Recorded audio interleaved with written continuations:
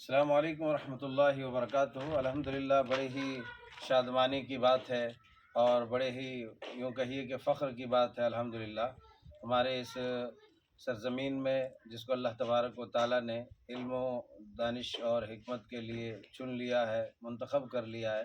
ہمارے بیچ بڑے ہی گراں قدر اور عالی قدر مہمانان تشریف فرما ہیں۔ ہمارے سرزمین حیدرآباد سے عالی جناب ابراہیم صاحب تشریف فرما ہیں، آپ کے فرزندان ہیں، اور عالی جناب ڈاکٹر عبدالباسط صاحب جو اریسہ سے تعلق رکھتے ہیں، دونوں صاحبان، دونوں رفیقان یہاں آئے ہیں اور بڑی خوشی ہو رہی ہے الحمدللہ۔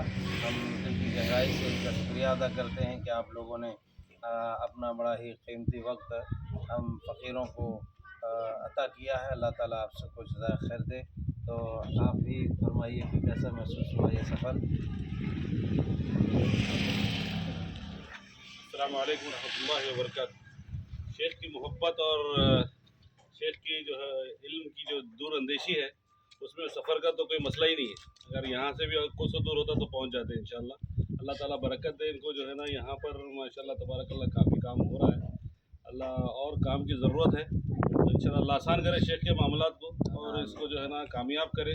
اس مدرسے سے بچے نکلنے والے بڑے عالم اور فاضل بنے انشاءاللہ۔ اللہ سے دعا ہے اللہ آسان کرے معاملات، ہر معاملات۔ جزاکم اللہ خیر شیخ۔ الحمدللہ آپ جامعۃ اہل حدیث حیدرآباد سکندرآباد کے کارکنان میں سے بڑے بڑی کارکن ہیں، اور اس بات کی بڑی خوشی ہے اللہ تعالیٰ نے یہ فیصلہ کیا ہے۔